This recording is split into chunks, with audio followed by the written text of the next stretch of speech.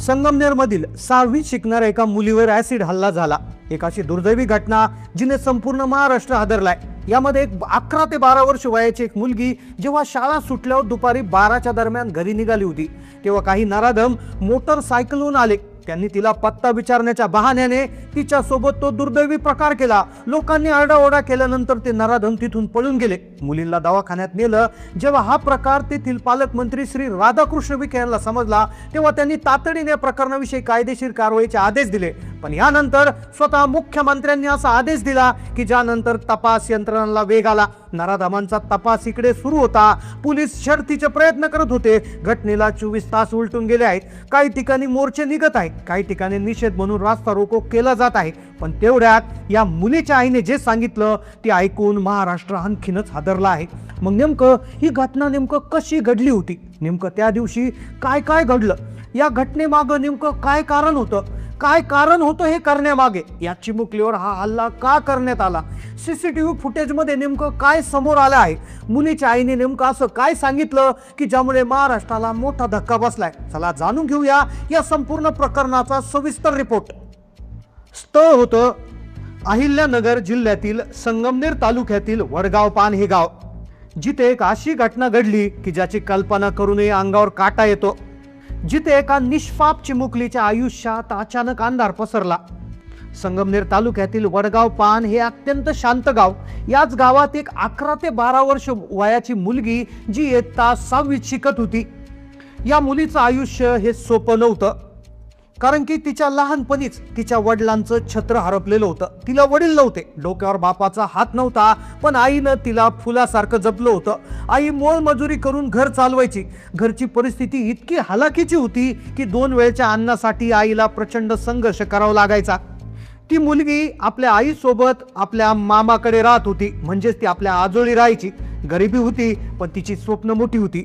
ती दररोज सकाळी 7 वाजता शाळेत जायची, पण तिला माहिती नव्हतं की तिच्यासोबत तो धक्कादायक प्रसंग घडणार होता। उन्हाळा असल्यामुळे सकाळची शाळा सुरू करण्यात आली होती। सकाळी 7 वाजता शाळा भरायची, 11:30च्या दरम्यान शाळा सुटायची आणि अगदी त्याच वेळेस तो धक्कादायक प्रसंग घडला।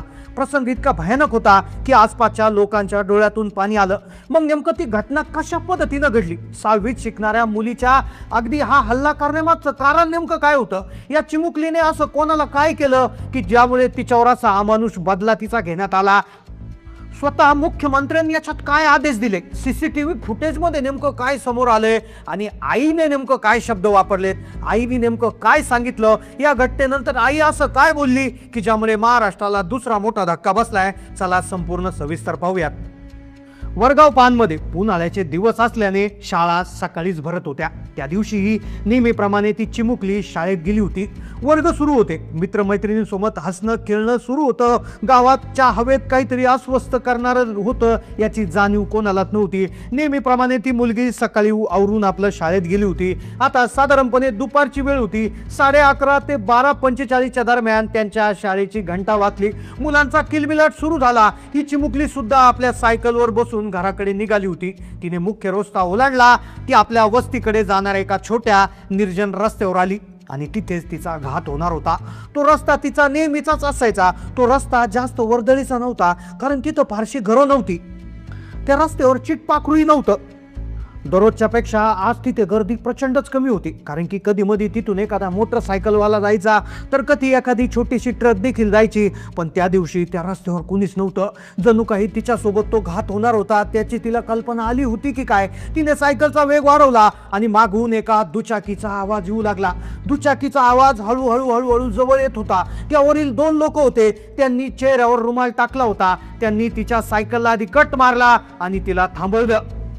ती मुलगी त्यावेळेस किती घाबरली असेल याची कल्पनाच कुणी करू शकत नाही। बाळा, जरा पत्ता सांगतेस का? असं एकाने तिला मृदू आवाजात विचारलं असावं। ती थांबली। त्या चिमुकलीच्या मनात कोणत्याही प्रकारचा संशय नव्हता। तिला वाटलं चला जाऊ द्या, त्यांना पत्ता माहीत नाही म्हणून ती सांगायला गेली। ती पत्ता सांगणार, तेवढ्यात ती हात दाखवणार। इतक्यात दुसऱ्या नराधमानं आपल्या शर्टच्या आत लपलेली ती घातक बाटली काढली। ती बाटली काढताच हवेत एक उग्र वास पसरला आणि सळ असा आवाज करत त्या मुलीसोबत तो दुर्दैवी प्रकार तिच्या चेहऱ्यावर फेकल्यावर झाला। त्या मुलीची किंकाळी आसमंतात घुमली, डोळ्यासमोर अंधारी आली. आगीच्या ज्वाळापेक्षाही भयंकर वेदना तिला होत होत्या.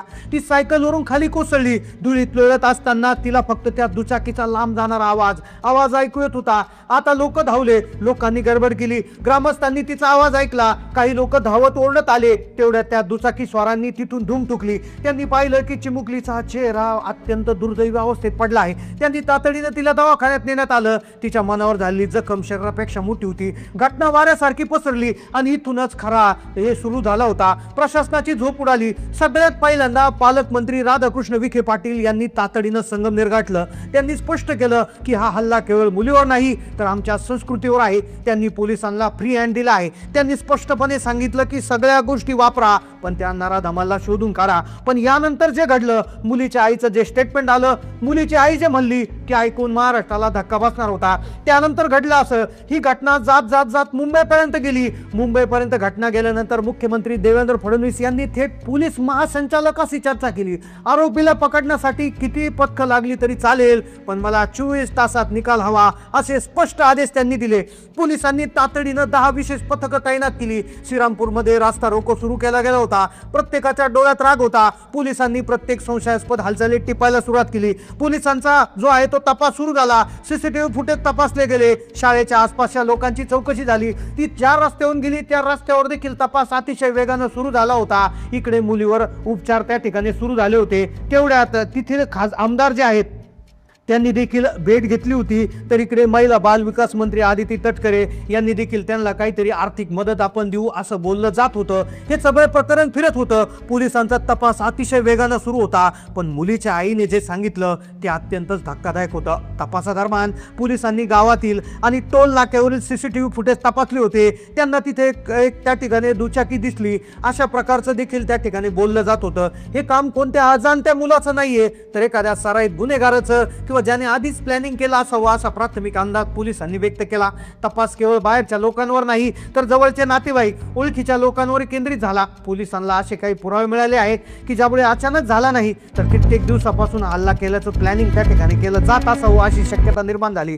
आता तो महत्वाचा मुद्दा, आता ती वेळ आली आहे की जेव्हा आई बोलली, आईने जे सांगितलं ते अत्यंतच धक्कादायक होतं. आता ते वाक्य की जेव्हा पोलीस निरीक्षकांनी त्या मुलीच्या आईला त्या ठिकाणी काही मीडियावाले मुलीच्या आईपाशी गेले, त्या मुलीच्या आईला विचारलं तुम्हाला कोणावर संशय आहे का, तेव्हा आई धायमुगलून रडत जे म्हणाली ते ऐकून संपूर्ण महाराष्ट्र सुन्न झाला आहे. आई म्हणाली माझी लेक अगदी हुशार आहे. ती सायकलवरून यायची जायची. तिला माझ्या परिस्थितीची जाणीव होती पण गरिबीमुळे आम्ही कामात इतके व्यस्त होतो की आम्हाला मुलीकडे फारसं लक्ष देत यायचं नाही. तेव्हा आई म्हणाली माझ्या मुलीसोबत ज्याने हे दुर्दैवी कृत्य केलंय तर त्याला अजिबात सोडू नका. त्याला अशी कठोर शिक्षा करा की कुणी असं धाडस करणार नाही. आई म्हणाली माझी मुलगी दररोज सकाळी 7 वाजता शाळेत जायची.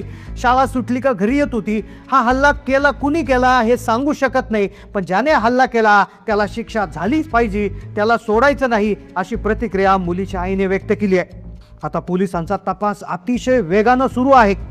पोलिसांच्या हाती काही महत्त्वाचे पुरावे देखील लागले आणि राजकीयरित्या देखील आता मोठ्या प्रमाणात याच्यात आदेश देण्यात आलेले आहे. स्वतः मुख्यमंत्र्यांनी आदेश दिल्यामुळे आता आरोपीला तात्काळ अटक होऊन त्यांना शिक्षा होणार अशी आशा निर्माण होताना दिसत आहे. अगदी काही तासातच याचा आरोपी पकडला जाणार अशी ग्वाही देखील मंत्र्यांनी आता दिली आहे. तर या प्रकरणाबाबत तुम्हाला नेमकं काय वाटतं? अशा प्रकरणामधल्या आरोपींना नेमकं काय शिक्षा द्यायला हवी?